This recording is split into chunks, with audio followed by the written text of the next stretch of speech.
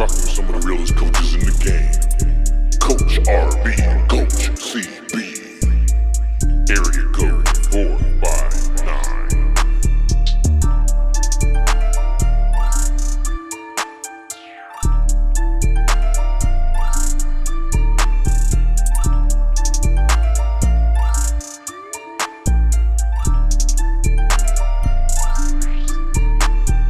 What up, area code 459? It's your boy, Coach RB. I'm here with my co-host, Coach CB. What's up, Coach? What's up, Coach B? How you doing? Man, I'm blessed, man. Just another opportunity to get in the studio and hang out with you and talk about another part of our mini-series called The Standard. But before we get to our mini-series, go ahead and thank some people. Man, I want to give a shout-out to George Frost for getting our logo ready to go on all of the Nike Jordan apparel. If you want some of that, just hit the link below in the description. And want to give a shout-out to In-House Ink for the awesome logo that Coach B has behind him. And give a shout-out to J Made Crafts for all the homemade craft items that she's made with our logo on it as well. And we're going to give a shout-out to our friends and our family for all the support that they've given us along the way to help us get this vision off the road.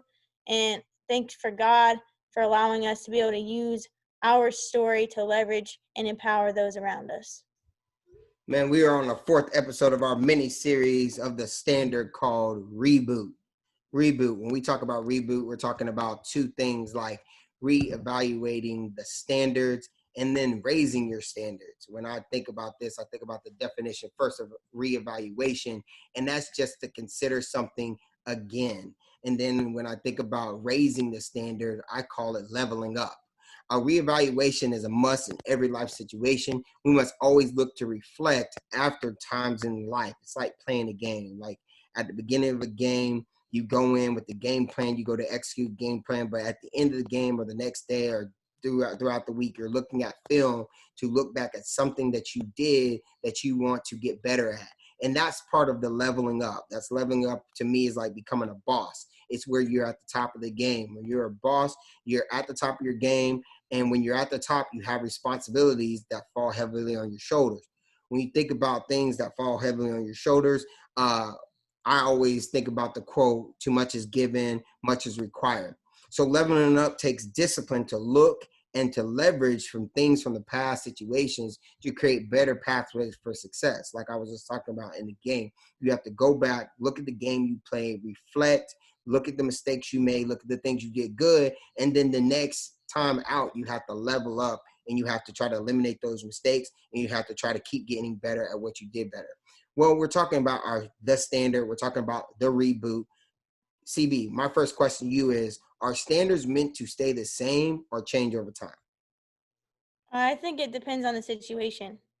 I think some standards you need to keep steady throughout your whole life.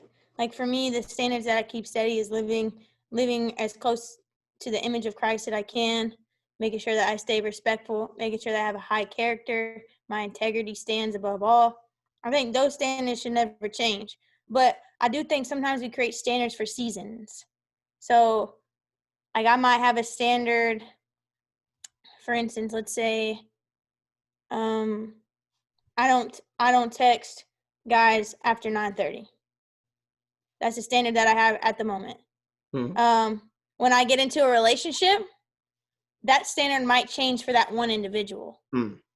Because for the season I'm in, it's respectful of me not to text guys after 9:30. So they know that I'm in a place of either a coach or a friend or whatever, if that makes sense. So they know exactly where I stand. But when I'm in a relationship, then that'll change. And it's not for everybody, but it'll change for that one person, that one season.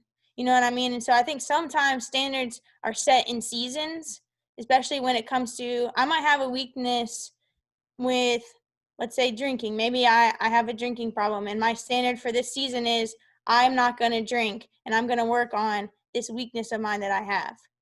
And once I get it under control, maybe in the next season, I have the ability to monitor my drinking situation a lot better. I'm able to have discipline and keep myself accountable. And now I'm in a position where I can have one every now and then. So I feel like sometimes standards can be set in seasons where they need to change over time, but there are some that need to stay the same throughout your life. Right, right. And I'm going to go on the tidbit of the standards change over time, like a slow evolution.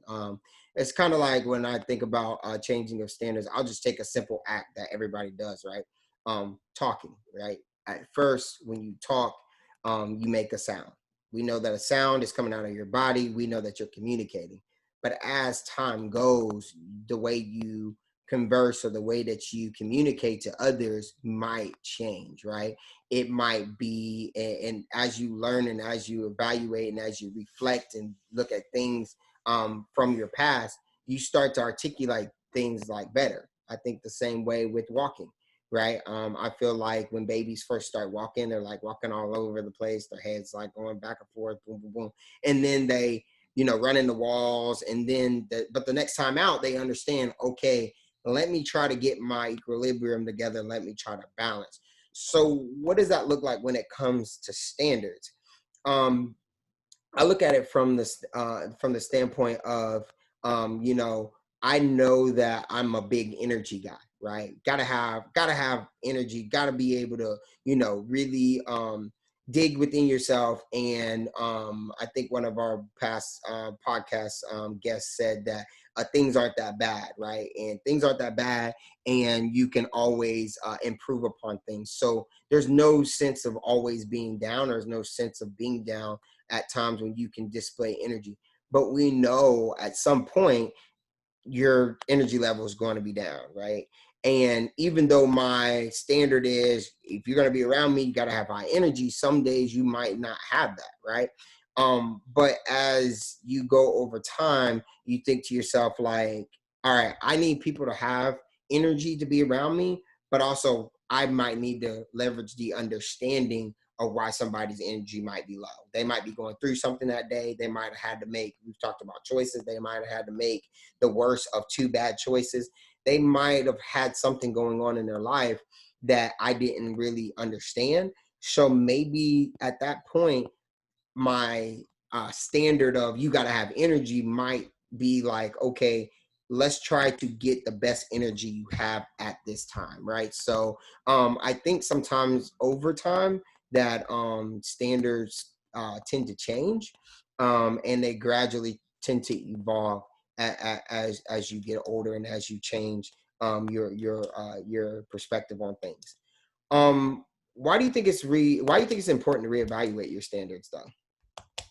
Like you were talking about with a baby and walking, I think the same thing is true with kids. And like my mom, as I aged, she always reevaluated my bedtime. Like when I was younger, I'd have to go to bed 6. Then a couple years later, it extended to 7, and then 8, then 9:30, then 10. And so eventually it got to that point where like my bedtime became my own choice, my own decision. And just like those, sometimes you have to reevaluate your standards. And it's important because like I said, for one season it might be good for you, the next season it might not be good for you. Or say you have you have standards that are low, and you might have to raise the bar on yourself because you become complacent. And you're only going to grow as far as the ceiling that you set for yourself. So sometimes you have to change that. You have to reevaluate. Sometimes you have to become more mature. The things that once stood in the past for you are no longer the way that you see the world or think. And so I feel like that's why it's important to reevaluate, because like you're constantly changing. And the most important thing for a person is to have a constant state of what you think about yourself. And if you're growing, and sometimes your standards need to grow with you so they grow along with how you feel about yourself, how you think, how you move, how you act. So, I mean, I like that you said that. And like I said, I think this kind of goes back to my point of what I was saying about how things change over time. And even though it might be not a fast change, it's something more of a evolving change, like a slow movement. I always think of my Christianity, my faith. And the reason why I leverage this is because when I was a child going to Bible study or going to vacation Bible school, I always heard different stories, right? And the stories were, in some instance, they were told in picture books, or they were told in simpler formats. and you really never understood the depth sometimes. Sometimes the depth of Christianity can really take you to a different level. And as I became an adult and I started looking at the relationship side of what the Christian faith actually is about, my standards reevaluated, right? How much time I spend with devotion and prayer every day. What I listen to, what I like, what I allow to come into my life, what I allow, what I try to get out of every situation, out of every talk, out of every reading, out of every prayer. It's something different than when I was a child. I think that anybody listening to this, or even you, can remember those days at Vacation Bible School where they gave you a memory verse. Like, here's a verse, make sure you remember it. You're going to get to go at the end of the week and you get to recite it for a piece of candy.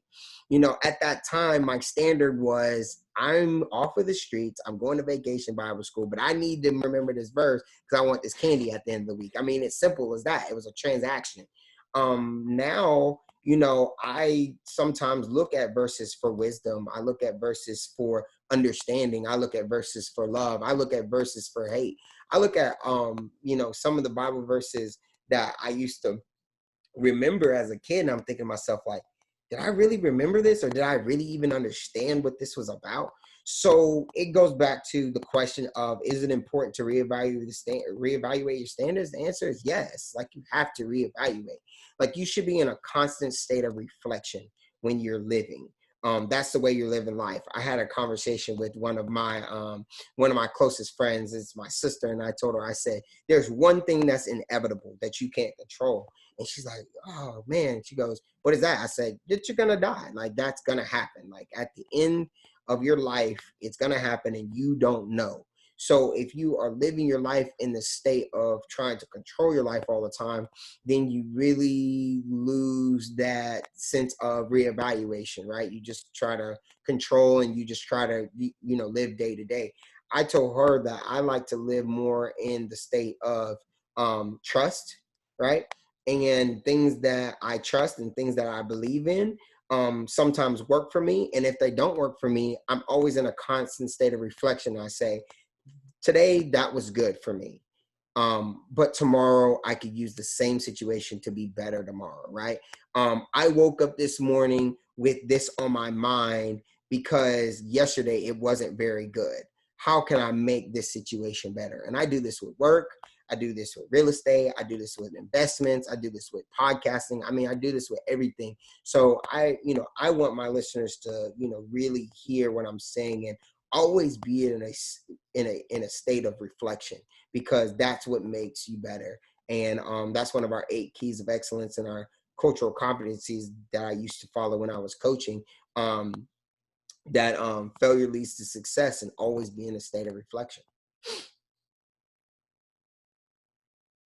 When have you had to reevaluate your standards, Kayla? I would say I'm always reevaluating, but I think the main one or main 2 would be, one, I used to be really rigid on what time I went to bed. I think that was because when I was younger, my routine was really the only thing that I had control over. And going to bed, like, I was always on the go. Like, my life has always been busy. It's never been where I don't have something scheduled constantly. And so I was always rigid on my bedtime because I felt like that was the perfect time for me to get enough rest so I'd be able to perform the next day's job and duties and everything. And so when I got to college and when I decided I really wanted to be good at basketball, I had to understand that, okay, I'm not going to be able to get as much sleep as I want to. And especially in college, like, they scheduled a prayer group at 10:30, and I like to go to bed before 10. And I had to let that go because I had somebody else schedule something during that time. And even more so, like, I wanted to be at the gym later. So I had to give up sleep to be able to become successful at the thing that I was trying to work hard at. And I think another one of the standards that I had to reevaluate was the people that I kept around me. I'm very selfless. I'm very, like, servant focused. I love everybody, and I always want to do what I can to help people. But eventually, at the end of the day, I was keeping people around me that were draining the good part of me. And not that I still don't love them to this day, not that I still wouldn't help them if they called me and all the above, but I couldn't keep them as a source of friend, a source of wisdom, a source of discernment for me. I couldn't keep all those people around me because they weren't for me, so to speak. They were more for what could I do for them. And that's when I had to really reevaluate who I was keeping around me, because it wasn't pushing me to get better. It wasn't growing me. It wasn't doing anything for me. And not that I only love people because I want them to do stuff for me, but at the end of the day, like like we've talked about before, like they have to be a purpose partner. They have to encourage me. They have to have the same values, the same standards, like all of this stuff, so we can continue to push each other and be successful together. Right. I'd have to say that 2020 for me is a whole reboot. It's a whole reboot. And to be honest with you, I got through, I'd say, about 31 years of life. And I'm not saying that I didn't have that constant state of reflection in those 31 years, but I would tell you that I've done more reflection from 31 to 33 than I've done 31 years prior. And the reason why is because I'll give you an example. I actually lettered in 5 varsity sports in high school. I played college football. I got, 2 undergrad degrees and a master's. I went back to my hometown and coached. I think I was having a discussion with you at one point about the difference between good coaches and bad coaches. Good coaches know, hey, if I'm going to lose 3 games in a row, I'm going to get out of there. Like, there's no way I'm going to stick around, and that's going to be on my record. And bad coaches will just stick to their guns and say, you know what, I can turn this around because this is not about me, it's about the kids. But when you look at that leverage, you're like, is it a bad coach because you're bad, or is it a bad coach because you don't step to society? So that's what my explanation to you about good coaches and bad coaches were. But what I had to learn is after I stopped coaching was, go back into the state of reflection. And when you go in the state of reflection, you notice you do a lot of different things for a lot of different people with no return. And I don't do things to get a return from people, but I also don't do things to be used by people either. And I'll give you kind of the example. I gave you just, some short accolades, and I had to reevaluate these last 18 months, 12 months, and think to myself, like, why did I play all these sports? What made me go play college football? What made me, get, degrees past, one? Was it because I wanted to for myself, or was it because I wanted to be part of society, right? And then when you, step outside of your home, or you step outside of your car, society treats you however society wants to treat you, or the way you even look at some points in time. We've been talking about social justice. So, when I really look at that reevaluation and that reflection, I think to myself, like, I made some of those things happen because I wanted to be accepted by somebody else.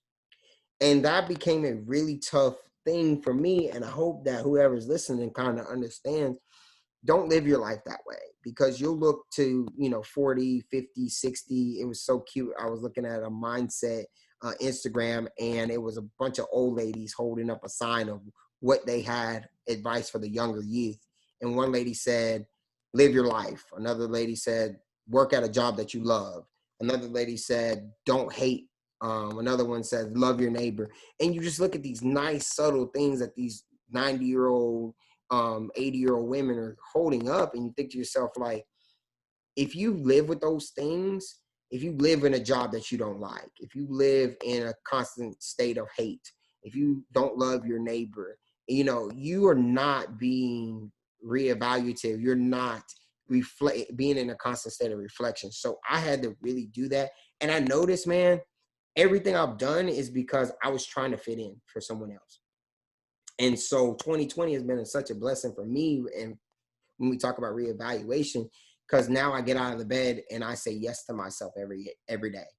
And it's like just the power of yes, stepping outside of yourself, stepping outside of your comfort zone, putting your feet on the ground, looking to the Lord and saying, I can do this. I can do this today. And I've been blessed. I'm nowhere near where I want to be, but, I've learned some different tricks of the trade. I've been able to access, more friendships or more purpose partners, more bigger thinkers in different spaces. I've been able to, make a little bit of money, which is always good in society. And then also create such a wonderful opportunity and community like Area Code 459 with one of the people that I call best friends. So when you talk about reevaluating your standards, I learned how to be in a constant state of reflection, and it's been a great situation for me. So I'd say 2020 is the reboot year. If you're out there and 2020 is your reboot year, just say yes to yourself and keep it moving. I need to add something before you move on, but I've been talking with a friend, and he asked me this question the other day. He said, or he didn't ask a question. He told me this the other day. He said, a lot of times people, they think of themselves based on how they think people think about them. And that's how they set their standards. And, just like you say, like everything that you were doing was because you wanted to fit in, or you wanted to match what everybody else thought about you, or at least what you thought they thought about you. And that can be really scary because we can lose sight of who we are. And that's why it's so important to have our own standards. Ask why, like ask how, ask what, see how you can learn from other people, and then set your standards based on like your experiences and learning from other people's experiences, and that ultimately will help you accumulate who you are as a person. Like I always say, everybody's unique. Like there is not one person on this earth that is exactly like somebody else, not even twins. Like people are always like, you look the same, but they have two completely different personalities. They're two completely different individuals. So like there's no reason why you should even try and be like anybody else or try and fit anybody else's standards, because whatever works for them might not work for you. And it's so important that you know who you are and you know what you think about yourself, because if not, then you will continue to believe what you think people think about you. Right. Big time. I'll take that. Yeah. I got a next question, Coach. How do you break the habit of your previous standards that you want to break, and then insert the new ones? You just hit the nail on the head. First is believe. You have to believe. Like, if you don't believe in you, then who's going to believe in you? You see what I'm saying? And that's one thing that I learned.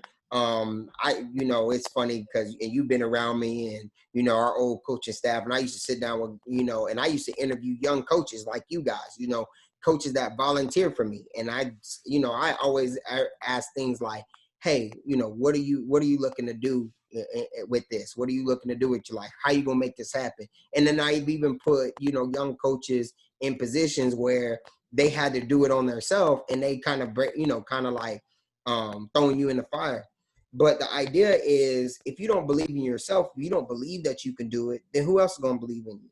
I remember when you used to coach for me at the high school, and you were doing your virtual strength and conditioning from school. And, I said, hey, CB, this is what I want. I want boom, boom, boom, boom, boom. We have to be this competitive. I want my kids jumping out the gym. I need this done. So I gave you a palette, and you said, hey, coach, thank you for the opportunity. Check your email. I got something coming to you. You know what I mean? And we stayed connected, and I saw the growth. I saw guys that should never be dunking the basketball. I saw a guy with two left hands and two right feet get a college scholarship this past season. You know what I mean? Like, there's no way he should be playing college basketball. And it's because of, not only my belief in myself and comfortable enough to leverage somebody that I know to do a great job, but it's because you believed in yourself as well, and you made us better. And that, that goes to my second point. My second point is know your value, right? Believe, and then know your value. Know that you're valuable. I think the number one thing that hurts people is they believe in themselves, but they don't think they have value to get things done. I'll give you an example when it comes to like job interviews, especially coaching. You and I, attend coaching master classes together. You do some other coaching classes on the side. And when we go to these coaching, these coaching seminars, these coaches meetings, and, these coaches are like, well, we got some young Thundercats on here. Y'all gonna do a great job. You gonna do this, you gonna do that. I like that the older guys are sowing seeds into the younger guys, but are the younger guys taking the seed that has sown and adding value to the seed. So when you walk into somebody's door, I'm going to just say a name. Let's say Bill Belichick and Nick Saban. You sit at their door, you're going to have to say, yo, I can get this done. If I go sit in Doc Rivers' door, Brad Stevens' door, and I sit down with them and I'm saying, look, I believe that I can do this job and this is my value as an asset to you. And that's one thing that I used to leverage when I was a coach. When it came to fundraising, when it came to events, I got a call the other day from Alabama. Some lady was like, hey, are you still running your Christmas classic? You did a so good job. We heard this and this and this. And I said, ma'am, no offense, I haven't been the coach at that high school in 2 years. Oh, that's sad. We're just looking for an opportunity because we know what you do. We've heard, through the ringer. And it's because I knew the value of who I was. And I knew once I started something, it was going to take off and that people were going to believe in it.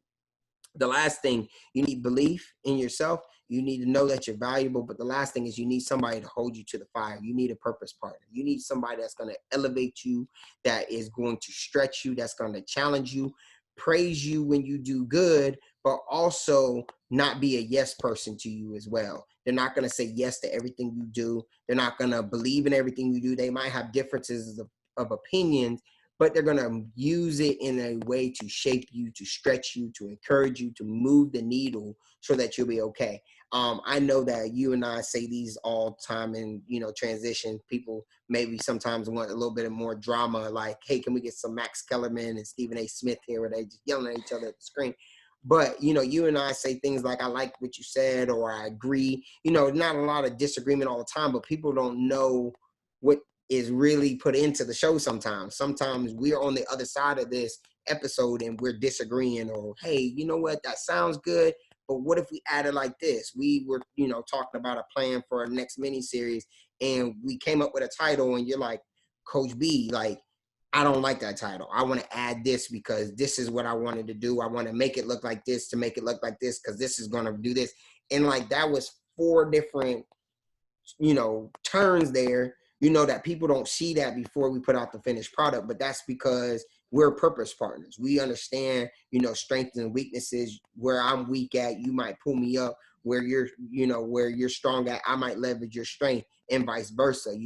One of the things that I'm not great at is I'm not, a super great grammatical writer. I'm a good talker. I'm a good, speaker. But, you help out that avenue of me, and you make me better. So the 3 things that you have to do when you're trying to break a habit of a previous standard is, 1, you must first believe. The second, you must know that you have value. And the third, man, you got to leverage a purpose partner, because that person is going to encourage you and stretch you and push you to where you need to be. And I love that you talk about purpose partners, because like you said, they have to elevate you and pull you along, and not just hand you everything at the drop of a dime. And the reason why I say that is so important is because, like I've said before, like this podcast wasn't something that I really wanted to do. It wasn't something that me being in front of the camera is my favorite thing. But you told me, you said, no, CB, like, we're going to do this together. We're going to get it done. And everything that I've done with this podcast has actually given me experience when I just applied for this new job. And because I allowed you to pull me and stretch me and help me work in areas where I might not have necessarily been strong at, it's now given me the ability to go and be more competitive in the job market. And that's what a purpose partner is for. It's to help you grow and help you elevate yourself. And so I love that you bring in purpose partner. But for me, I think how you break the habit is, 1, you acknowledge. You acknowledge the standards that you want to change, and you embrace that. And every day, like, I always leverage basketball because in gymnastics, because those are the sports I played. But just like in athletics, you have to practice. Like, if I want to work on my shot, I have to go and stand underneath the rim every day, 30 minutes a day, and form shoot and work on the fundamentals of the game, so I can break down the bad habit that I've created with my shooting form and create a good habit so my body now adjusts. The same thing is true in life. Like, outside of the game, you have to find out what your habits are. You have to acknowledge them. You have to then decide if they're a good or bad habit. If you want to change them, then you've acknowledged it, and now you have to embrace it. And every time that you see yourself falling into that bad habit, you have to be disciplined enough to turn around and walk the other direction and change the habit and decide what you want to replace it with. And when that bad habit arises, now you know how to replace it. And the more you practice, the more that you replace that bad habit with the good one, is the easier it'll get. Like they always say, there's four types of ways to think. Like you have unconscious and you don't know. Then you have conscious, you still don't know. Then you have unconscious and you're aware. You know, and that's the biggest one that you have. Like when you're unconscious and you're aware at the same time, then it becomes second nature. And you have to go through this whole entire process of being unconscious and not knowing, and then being conscious and still not knowing, then knowing and being conscious at the same time, and then being unconscious and knowing. And it's this whole long process, but it's the whole way you break bad habits and form good ones. It's like retraining your body, learning how to walk, learning how to crawl, walk, run. It's the same thing. And that's what I feel. That's how you break habits. You have to acknowledge, you have to embrace, and you have to take the ability to change them every time that you see it coming on. And turn the other way. Right. Well, last question that we have for you, Coach. When should you raise your standards? Man, that's a tough one because I was kind of thinking about it, but I'm gonna go with the route that everybody knows that I'm gonna say it. I'm gonna say always, because I'm in that sense of level up. You know what I mean? Level up, boss up. If you want to listen to one of Coach's favorite songs that I play in the shower, it's called "The Boss" by Rick Ross and T-Pain. You know what I mean? I got my fresh outfit, and I ain't even gonna do it like that. But yes, boss up, man. Level up. Always raising your standards. I talked about my Christianity and my Christian faith earlier. You know what? I'm not a great. I've never on the other end of this seat, other end of a phone conversation in church, out of church, never said that I'm just a perfect Christian. Like, I don't believe in that. But at the same time, there's a depth of my relationship with God that I want to take to another level, and I got to push it to do another level, right? We talked about this podcast. When we first did this podcast, it was, a little bit theatrics, you and I, writing scripts, and we're doing this and we're doing that. But at the same time, we had to boss up. We had to get better. We had to sit in front of different guests to push us to take different reflections, take different avenues. We added the video component. We changed our marketing strategy just a little bit with our advertising, just a boss up type of thing. When it comes to entrepreneurship, it's the same thing. Just raise your level. Like if you are a person, it's so funny because I was given an economic explanation. So they're like, "I hear Coach B about the economics." But I said, look at this. I said, if you take a $300 car, $400 car note, right? And you make $15 an hour, let's just put it that way. And you take 30 hours to make that car note. So you're going to give 30 hours of your life to have something that's materialistic, that's not appreciated. Well, that don't make no sense, right? And I was actually talking to somebody about real estate investment as I was talking, and I said, what I rather do is I rather go to sleep tonight, let somebody rent a piece of property that I have, and while I'm asleep, pay my car note. Because I get my sleep, I get to recharge my battery, and somebody else is paying my car note. I said, look at the difference there. I said, you got to understand that's just another raising of your standard. That's another boss level raise up. One of the things, when we said, when should you raise your standard? I'm going to pick one standard that I want to raise. And I'm going to put it, to be true, because I've had a really tough time with this, especially as I've gotten older, because people get families, people, branch off, they go in different directions. But as you notice, as you get older, people start coming back to their circle, right? And what I want to do is I want to get better at raising my standards for what a purpose partner looks like in my life. And purpose partners are where I want to be, because my thing about it is, one of our guests talked about pruning, right? To add one, cut one. Like, I want to make sure the person that is around me, that's part of my life, is not only helping me be successful, but I'm also pouring into them as well. I want to go away from this transactional type of relationship to be more relational with people. And so raising my standard is, I would really like to raise my standard on purpose partners. And really be open and honest to people who are not purpose partners to me, to let them know where they stand, and then let my purpose partners know, like, hey, this is who you are to me. This is what you mean to me. And I want you to continue to be this for me. And any way that I can return that, let me know, because, you know, I'm not a transactional person. I'm definitely a relational type person. Coach B loves you always. Yeah, and like you said, you should always be raising your standards. But I think even more important, what people don't understand is your standards need to change when you realize that they're hurting you. You know, and people can hurt you, but also at the same time, you can hurt yourself. And it doesn't have to be like serious hurt, but anytime that you're not growing is a time where you're hurting yourself. Anytime where you're not living outside of your comfort zone is a time that you're hurting yourself, because there's opportunities always knocking at the door, but the opportunity isn't going to wait for you. It's going to be there for the person that is ready. You know, and if you're not ready, then you're never going to be able to get the opportunities that you're looking for.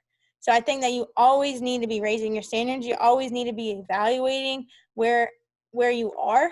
And if your standards aren't up to par and they aren't up with your goals, then they definitely need to change. I'm with you. Like, I'm one of those people that always likes to learn, always likes to grow, always likes to be 1% better every day. And so if my standards don't require that of me, then I'm not going to be able to accomplish the things that I want to. I'm not going to be able to be Caitlin Benedict. You know, I'm not going to be able to be that person that everybody says I am, you know, and that's hardworking, determined. So I have to have my standards match the kind of person that I want to be, you know, and if I don't have that, then I'm not doing myself justice. And like you said, if you're not for yourself, then who is going to be for you? That's right. And so you have to be for yourself. You have to push yourself, because I can't rely on Coach B. I can't rely on my mom. I can't rely on my friends to always put me in a place to grow me. I have to do that myself, because I'm in Atlanta. Like, I'm living by myself. I don't have a mom or dad to come home to every day. I don't have someone to pay the bills. I have to do that myself. So if I'm not pushing myself and leveraging myself every day and growing and finding ways to get better, then I'm going to sit here. I'm not going to be able to eat. I'm not going to be able to sleep. I'm not going to be able to take a shower, like have heat in the wintertime, you know? So your standards always need to be raised. As you grow and as you move into new seasons, your standards also need to grow and move into those seasons with you. I like that, man. And when you said, hey, I can't be Caitlin Benedict, I kind of shivered, because I was like, ooh, that name means something in the streets. Now watch out. All right, y'all be ready to see B's on the rise. But on, you know, at the end of our episode, we always come to an end. We huddle up and we just talk about the reflections of the podcast, or something that we want our listeners to take from it. We call this our call to actions and our huddle up moment. CB, go ahead and give our listeners a call to action, and I'll give them mine. I think you need to find 3 standards that need to change, and then tell your purpose partner that you have what they are and how you want them to change, and just ask for help when it comes to accountability. I like that. I'm going to take something from what CB said earlier, and she was just talking about when opportunity meets her preparation. That's what Coach B likes to call getting lucky. It's just time to get lucky. It's time to get lucky. Like I gave you my story about 2020. You know, and the way to get lucky is to always be in a state of reflection. When it comes to reboot, I want you to turn back into the state of reflection. Everything that you do, find a way to reflect upon it. Especially your top things, the way you get up, the things that you eat, the things that you listen to, you know, the things that you, the things that you spend most of your time on. So I want you to take this opportunity for a state of reflection, and I want you to open up a journal, all right, and start journaling. But I don't want these long entries where you think you have to like do this massive writing. I just want you to write down 3 things every day that you want to reflect on the next day. God blesses you, God willing, you wake up the next day and you have an opportunity to reflect on those things and then leverage new things in the next day. So remember that, get a journal, write 3 things down, time to be in a state of reflection. CB, it's been an awesome opportunity to be with you in the studio again. I mean, this is just blowing up. Like she said earlier, go to East Bay, get our gear, hit the link below, subscribe to our channels, follow us on Instagram, Facebook, YouTube. Come on, join this 459 area code 459 culture, because we'd love to hear from you. Shoot us messages, things you might want to hear, things you might want to reflect. We're going to end with our mottos, and I'll start it off. I'm going to add this to my motto. Remember, relationships over transactions, and let love be the frequency, because Coach B loves you. And remember, don't discount your value, and let's get 1% better every day. All right, bring in that music.